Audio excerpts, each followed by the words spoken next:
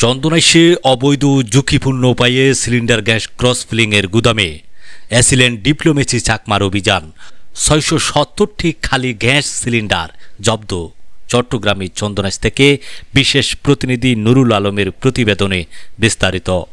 চট্টগ্রামের চন্দনাইশে অবৈধ ঝুঁকিপূর্ণ উপায়ে সিলিন্ডারের গ্যাস ক্রস ফিলিং এর গুদামে এবার সন্ধ্যায় ভ্রাম্যমাণ আদালতের অভিযান পরিচালনা করেছে চন্দনাইশ উপজেলা প্রশাসন। ঘটনাস্থলে কাউকে পাওয়া যায়নি।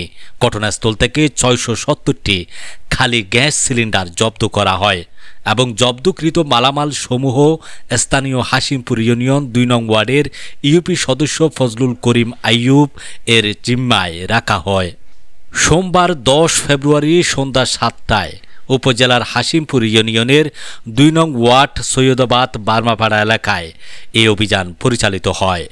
জানা যায়, দীর্ঘদিন ধরে উপজেলার হাসিমপুর ইউনিয়নের ২ নং ওয়ার্ড সৈয়দাবাদ বার্মাপাড়া এলাকায় একটি গুদাম ঘরে অবৈধভাবে সিলিন্ডার গ্যাস ক্রস ফিলিং করছিল একটি অসাধু চক্র।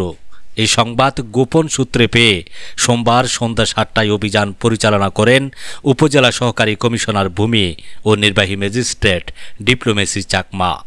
অভিযানে লাইসেন্স ছাড়া অবৈধ ও ঝুঁকিপূর্ণ উপায়ে বড় বোতল থেকে ছোট বোতলে গ্যাস ক্রস ফিলিং করার সত্যতা পায় ভ্রাম্যমাণ আদালত। উপজেলা সহকারী কমিশনার ভূমি ও নির্বাহী ম্যাজিস্ট্রেট ডিপ্লোমেসি চাকমা জানান, লাইসেন্স ছাড়া অবৈধ ও ঝুঁকিপূর্ণ উপায়ে সিলিন্ডারে গ্যাস ক্রস ফিলিং করে লাইসেন্সপ্রাপ্ত বিভিন্ন কোম্পানির নকল স্টিকার ব্যবহার করে সিলিন্ডারগুলো বাজারজাত করার খবর গোপন সূত্রে পেয়ে অভিযান পরিচালনা করা হয়। অভিযানে অনেকগুলো বড় বোতল থেকে ছোট বোতলে গ্যাস ক্রস ফিলিং করার সত্যতা পাওয়া গেছে। ঘটনাস্থলে কাউকে পাওয়া যায়নি।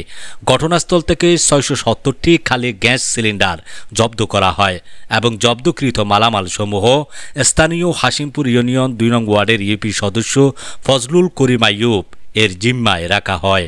পরবর্তীতে বিধি মোতাবেক ব্যবস্থা গ্রহণ করা হবে। জনস্বার্থে এ ধরনের অভিযান অব্যাহত থাকবে বলেও জানান তিনি। ভ্রাম্যমাণ আদালতের অভিযান পরিচালনার সময় চন্দনাইশ থানার একটি পুলিশের টিম, ভূমি অফিসের কর্মচারীগণ উপস্থিত ছিলেন।